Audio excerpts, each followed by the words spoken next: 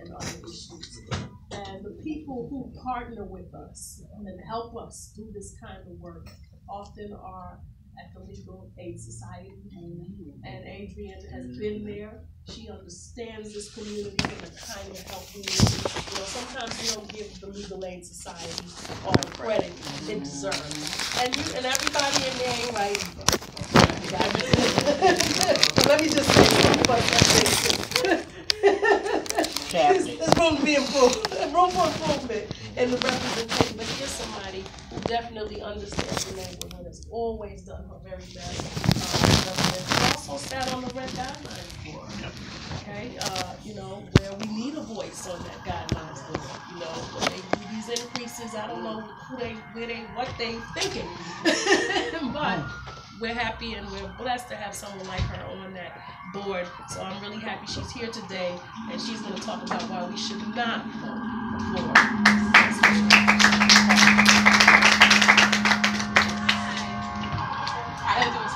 Let me start by saying this. I'm gonna stop by saying this. As New Yorkers and as a community,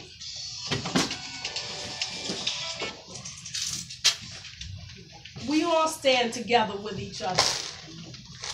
I don't think there's anybody here that wants to see anybody lose a pension. Who's that person? You can leave now. I don't think there's anybody that wants to see this state become a right to work state. Is anybody here like that? No. Okay. No matter what your position. So remember, we're one community and we are on the same side, but we may just disagree on the approach. So what I wanted you to hear today was the position on two separate approaches. That's what it's about. We're not fighting each other, okay? We're just understanding. I want you to leave here today knowing what you want to do on November 7th as far as your vote is concerned, but I also want you to know the consequences of what your vote will be either way, whatever you choose to do. Okay. With that, I'm going to start with Charlotte. Okay, she said, is that okay? Yeah. We'll start with Charlotte. We'll see, yes. Yeah, go ahead. Okay. Did you want to stand or It's up to you. Okay, stand. Okay, whichever. They want to see you in the back. Hi, everyone. My name is Charlotte Daniken. I actually grew up in Canaan Baptist Church, so I've been here for a while. And Dr. White T. Walker was the pastor. So, yep. And I won a scholarship from Canaan. I attended NYU and in hiatus at Harvard for my master's in environmental management. So, and I'm on the business track. So, environmental policies are obviously really important to me. I spent 12 years on the West Coast. I lived in Oregon, and during that time, between working as an investment advisor and the nonprofit work, I ended up becoming really active actually in Oregon and formed a political consulting company. I was the only woman in the state to do it at the time, and we helped people get their initiatives on the ballot in Oregon. So the whole process, gathering the correct amount of registered voter signatures, to making sure everything was legal, to making sure it hit the ballot. I also was like one of the first women chief petitioners of an initiative in Oregon as well. So I was a really engaged voter and community member. And so coming back to New York, I was really surprised at the lack of participation of people in the process and in the community, being that I spent 12 years in the state where I was very actively involved in getting legislation through the people onto the ballot for us to vote on. So I use Oregon as a big template for what New York could be.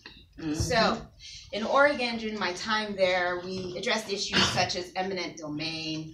We addressed issues such as the legalization of marijuana. We addressed, environmental issues and policies that became standards. Different counties passed legislative measures such as banning GMO products in their food. Oregon, again, was one of the most progressive states, and I think that we can look at Oregon as a model of where we could be. So the number is 2. New York State has the second lowest voter turnout in the entire country. That is a fact. And what can we do to change that? I'm going to just leave that out there. What can you and I do to change that? 0. New York State has a 0 statewide initiative process. We have county initiatives, but we don't have a statewide initiative process. So that means you and I cannot actively participate in enacting of legislation in New York State. So I'll just leave that out there for a second.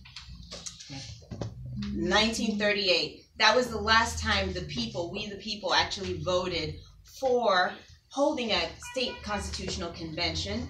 During that time, we established collective bargaining rights, which protects your pension.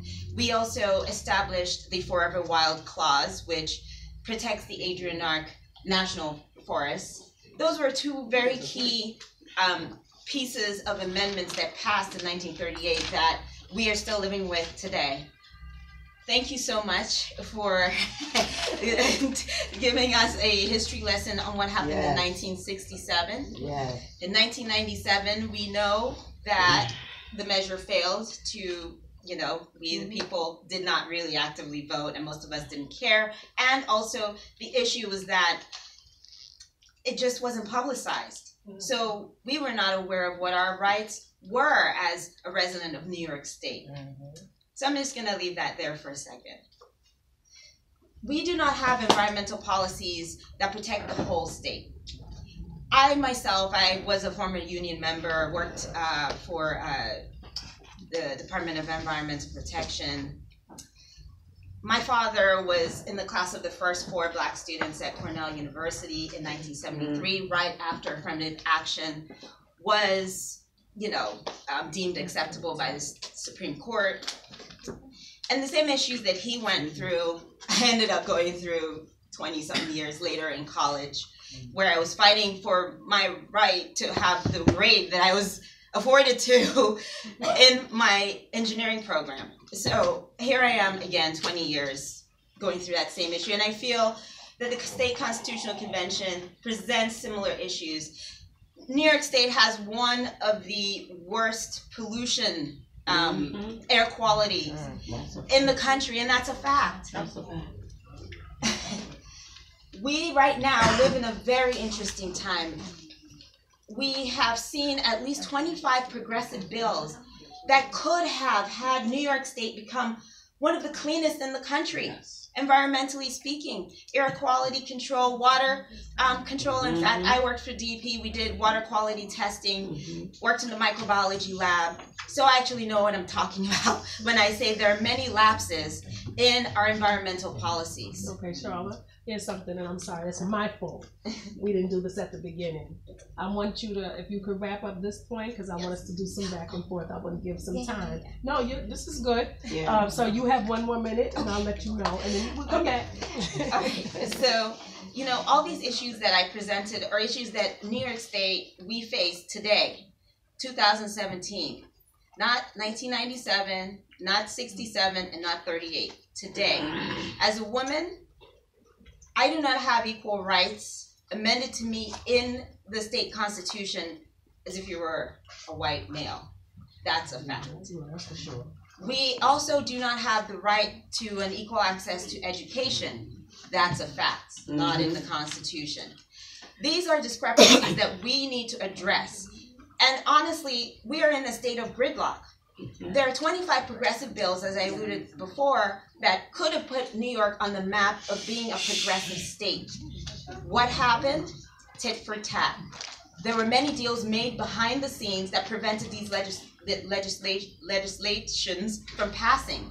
One would pass and often the case is passing the House of Assembly but failing the Senate. New York could have had a statewide initiative process. That measure passed in the Assembly but failed in the Senate. We could have banned plastic bags and put us on par with California, actually, as a first step in the environmental path. Passed the House of Assembly, failed the Senate. So my question to you is, how can we break through the gridlock of Albany? Bertha Lewis of the Black Institute said, I am tired. It's been 25 years I've been working with the legislative body and I have gotten very few issues passed. That is a fact. What can we, as the Black community, do to get representation in the legislative body in New York State? Honestly, I don't trust any legislators now because I have been behind the scenes and I know all the deals that are made. If you vote for this, I'll vote for that. If you attach money to this bill, I'll attach money to that. So how can we break through? The Constitutional Convention allows us that opportunity. Each of us could actually be that delegate. We can go out there. I have actually said, should this pass, I will throw my services out there for free to help people get on the ballot to be a delegate in the Constitutional Convention. 2018, we must remember, all of our legislative bodies are actually up for re-election. That means majority of both parties' monies are going to be poured into that election cycle, leaving the Constitutional Convention kind of as an open game.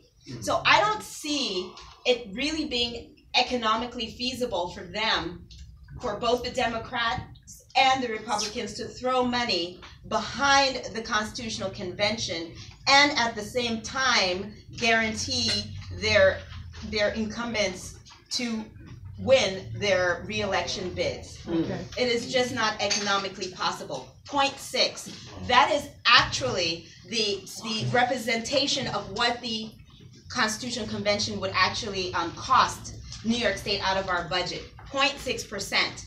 Now we've seen numbers, $100 million, $600 million, but we have billions of dollars in our budget.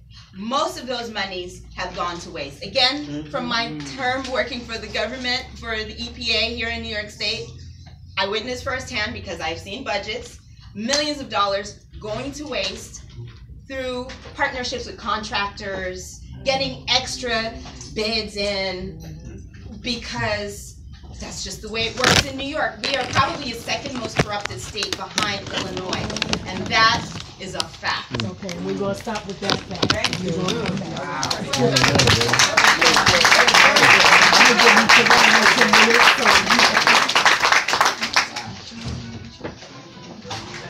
Okay, so my sister Charlotte, then again, I could not agree with you more. So, really quickly, who am I? I am the Adrienne Holder. I am the attorney in charge of the civil practice of the Legal Aid Society. Who knows about the Legal Aid Society? Do you know that it's 2,000 employees citywide? It's divided into 3 divisions. I run the civil division. I have 500 people who work for me in all 5 boroughs. And the civil division is one division. We have the criminal defense division, which most people know of. That's the largest part. It's 1,200 of the 2,000. I have 500. The juvenile rights practice has about 300 people who work for them. I have attorneys, paralegals, social workers, investigators, folks who work on high volume direct services in immigration, housing, healthcare, homelessness, tax, community development, family, domestic violence, HIV/AIDS, education law, you name it, we work on it. And I say that to you because you name it, we work on it. It also is, those have been areas where we have been able to create rights. The Legal Aid Society, my practice, my attorneys, we have created rights or expanded rights that a lot of us even take for granted here in the city and the state because of the Constitution, the New York State Constitution. And I'm going to get to that. But let me just first begin with, I could not agree with my sister more. Do we need some more reforms? Absolutely. Whether it's in voter, whether it's about securing certain civil rights, whether it's about progressive policies that we need around the environment, around education, absolutely. But anyone who equates reform and progressiveness with a constitutional convention, you're misguided. And when I have some more time, and I don't know where we are, I want to prioritize what I want to get to. I want to talk about the election process, how we would choose delegates, which in 1997, the City Bar of New York said that they were going to make sure that there would be a reformed and changed process as how delegates would be selected. They had 20 years and they didn't do it. So we're being asked to go and vote for a constitutional convention and then just trust that next year we're going to elect delegates from a process that is still going to be heavily dependent upon senatorial districts, where right now the way they're gerrymandered is that they are easily influenced by a lot of Republican money. But let me not get into that right now. Let me tell you what the Constitution does right now. The Constitution, is it big and long and wordy? Yes. Are parts of it a mess? Yes, but it still is one of the best constitutions. The document itself gives more protections than the federal constitution, and it's one of the best constitutions in the country. I will give time to talk about the union issues, but you've heard about the union issues. But let me tell you about the civil rights issues and the issues and the rights that we have today that, again, I know about. It's not theoretical. I know about because they're my cases. Article 17 was a provision in the Constitution that we got during the 1938 convention. We can also talk about why that was such a progressive convention. We can talk about the fear of socialism, what the time was with the Great Depression, about a lot of white folks who were hurting and what this country wanted to do. You heard what I said, the white folks that were hurting. You know, welfare policies, a lot of things are created when majority folks are hurting and they want to take care of it. But it was a good thing because there were wonderful progressive things that came in, and one of those was Article 17. It's a very simple provision, but it's so meaningful in terms of the rights that have been created. It basically said that New York State always has the obligation to provide aid and care to the needy. Whoa! And let me just say, what has happened with Article 17? When we have homeless issues, back in 1979, the Legal Aid Society brought a lawsuit. And we brought a lawsuit, and it started out as a lawsuit called Callahan, dealing with homeless individual men. It turned into Eldridge, dealing with women, and then it turned into McCain, dealing with families with children. And by 1983, we entered into a consent decree with the city of New York. And New York City is the only jurisdiction in the entire country that has a right to shelter. Now, we can talk about what the mayor does, what the city does, but what I'm saying is there is a legal right to shelter here in New York City, meaning that people cannot be turned away if they are eligible to go into the shelter system. And I know that there are all kinds of forces, Democratic and Republican, who would love to make sure that we lose that right. But the Legal Aid Society won that right for us. And that is a right I could not get through equal protection. I could not. There's all kinds of other things we could have asserted legally, but it was Article 17 that we were able to hold it on. During welfare reform in 1996 under the Clinton administration, when welfare reform came, one of the things that it said was that all people could only receive welfare for a total of 60 months, or what would be the duration of 5 years. That after 5 years, you would be time limited and you would no longer be eligible no matter what your need was for subsistence benefits. I was at the Legal Aid Society. I was a staff attorney. I thought I was energetic and bright. You know, whatever. I was up in Albany working with Denny Farrell and with Keith Wright and a whole bunch of them when they had to interpret that federal law. And they had to come up with a welfare program for the state of New York. And what the Legal Aid Society was able to do was say, because if people still need aid and subsistence benefits after 5 years, you, state of New York, regardless of what the feds say, you got this provision and this, I waved around Article 17. I made my career off of Article 17 because we were able to say, you are going to have to always prepare for folks. And so here in New York City and in New York State, when a child or an individual or a senior citizen, when they don't have food or they don't have subsistence benefits to get through the day, the state of New York has to continue to provide benefits. That is not the case in other states in this union. And that's what we were able to do with Article 17. There was also, during that time, Congress also said that qualified immigrants who were qualified, they had status under the law, and many of them were in adult homes, some of them were sick and elderly. They had been receiving health benefits for all their life, a lot of them that were poor. And what the Congress said was, you no longer, states, have to give them any types of health benefits. And we here in New York, and again, I worked on that case, it was called Alyssa, we saw that there were going to be senior citizens, immigrants who had status. They were not citizens, though. They were going to get kicked out of adult homes and nursing homes. And we said no. When we brought the lawsuit, Article 17 of the state constitution became that safety net that actually saved immigrants' lives, and it still is good law. Hear me when I tell you that I could go on and on.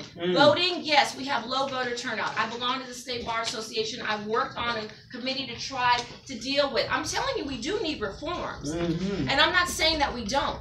And we passed a great, from the State Bar and the House of Delegates, and we gave it to the legislature about how we should have early voting and all kinds of reforms that we should do.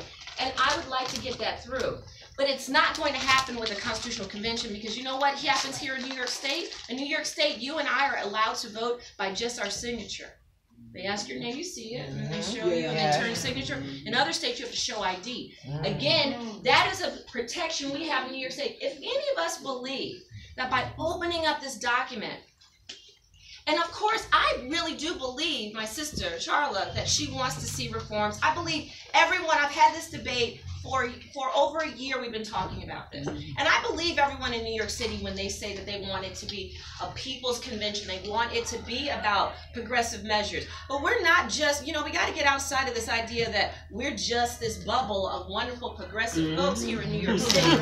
There are other districts, and remember, almost half of the districts in this state went to Donald Trump. That's right. And who's heard of Robert Mercer, who is a multi-billionaire, who said he and his daughter, his niece, said that they're very interested that if New York State should open up and decide that they're going to go for a state constitution, that they would like to maybe get in there and help some folks run for those seats as well.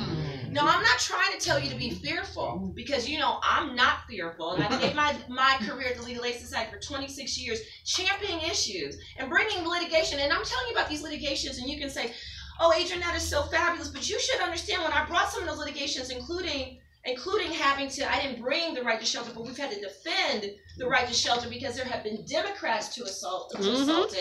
You should know that a lot of times we are not popular with Democrats or Republicans as we are out there pushing the envelope for immigrants, out there pushing the envelope for people who are sick, out there pushing the envelope for people who are homeless. Today, even with this city administration, we have to fight for the rights for so many people. And if I am supposed to believe that you open up this Constitution, only good things are going to happen, that people aren't going to try to take away provisions. And when it comes to Article 17, I know it to be a fact, because there have already been 4 attempts since 1999 through legislation to water down Article 17 or eliminate it. So it's not my paranoia. I've lived through that as someone who's had to run one-third a part of the organization of the Legal Aid Society, having to defend these rights. And so when you have a convention, just like anything, there's always going to be bartering. I'm sorry, that's just the nature of it. There are going to be a whole bunch of folks representing a whole bunch of interests. And part of that is going to be horse trading. Are we going to lose reproductive rights? I don't know. But I know that Planned Parenthood says, don't just make us that we're a one-issue pony. Planned Parenthood stands with the Legal Aid Society and says, yes, we cannot. You have to measure. As part of my training, I went to Columbia Law School. Part of my training is, as a lawyer, you have to measure and look at risk versus reward. ACLU says, are we really going to lose certain types of rights? We don't know, but there's so much at stake, so we stand alongside with the Legal Aid Society. And again, we're talking about groups that have a proven track record, groups that oftentimes are championing issues that are not always popular. Only 5 and 10 years when people see how things are going, it's like, oh yeah, we were with you guys. Oh yeah, of course that was great what you all did. And what I'm saying to you is that there's a lot that needs to be done. Now, can we get reforms in other ways? I have said that if tomorrow or on Tuesday, if the vote for a constitutional convention does not pass and we don't have it, instead of in 1997 when everybody just went home, Okay. and when a whole bunch of people, but there were supposedly some good meaning people that belonged to the City Bar Association that said, oh, we're going to work on what the delegate process could look like so that in 20 years maybe it could really be a true meaningful people's convention. We would really know what we were walking into.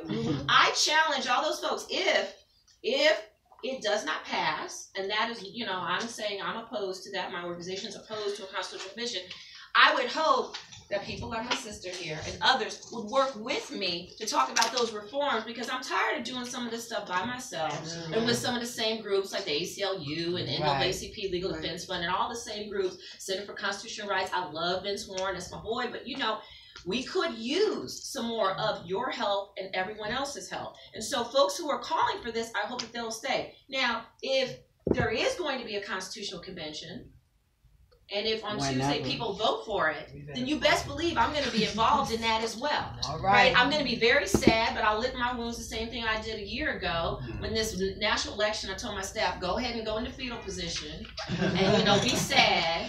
But now we in the era of the Trumpocalypse. That's what I call it. Yes. That's my name for it. And I said, if you think that we have a lot to lose and our clients have a lot to lose and we're in the corner, just know that the history is that we will always come out fighting and we will be there to do what it is we need to do. So if this should pass, you will be seeing me. But I'm going to tell you that I'm very concerned if it does pass, because there is dark money. And although I believe in all of you all in this room, a lot of times billions of dollars being funneled into stuff. Mercer was the one who brought us Sessions, Bannon, and Trump. And I'm just saying, he lives out on Long Island. He ain't somebody with a notion who lives in Texas. So I want to talk more, but I'm going to cede time because I understand it's supposed to be a back and forth. But I appreciate you all listening. I'm going to take this time to hand out these cards. These cards are for questions you may have. That's how we're going to do it. Okay? So if you have questions, write them down.